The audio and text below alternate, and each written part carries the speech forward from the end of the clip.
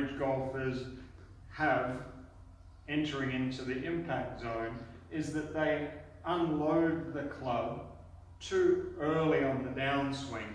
They don't retain the lag with the club dragging behind their hands. They unload the club early. They have backwards shaft lean with the shaft of the club, and they flick the club through the ball, robbing themselves of the ability to really compress the ball properly. All good players, when they're entering into the impact zone, their hands below the belt buckle, the hands in line with the right thigh, the golf club's still dragging a long way behind them. And then when they're hitting the ball, they've got forward shaft lean. From this angle here, again, as the hands are below the line of the belt buckle, the shaft of the golf club still in a line with the right forearm, haven't unloaded the club too early this way. Now, you might not perfect this movement, but as long as we can make percentage improvements on what we're currently doing, you'll notice a big improvement in the quality of the shots.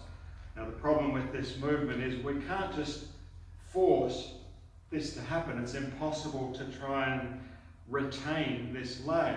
This lag is a byproduct of having the right type of uncoiling from the top of the swing, the lower half of the body rotating first, the top half of the body rotating after, and if you've got nice soft hands, this will happen quite naturally. If you're too firm and rigid with your forearms and your hand, you won't be able to do this. So it's a combination of having the right type of uncoiling and having nice, soft, passive hands. So I'll give us a little drill now that's going to give us a good feel for how to get the right type of uncoiling from the top of the swing.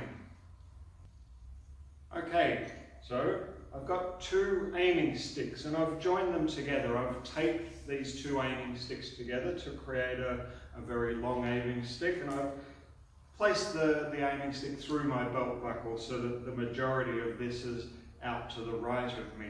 This gives us the ability to demonstrate, and for you to do this at home, to get a feel for the right type of uncoiling.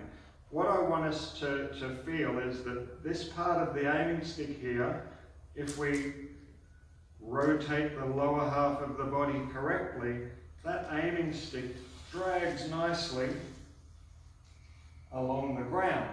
If I do it poorly, the aiming stick flails up into the air. So we're letting that aiming stick drag nicely along the ground. And we're trying to keep the end of the aiming stick as close as possible to us. We're not throwing that aiming stick out away from us.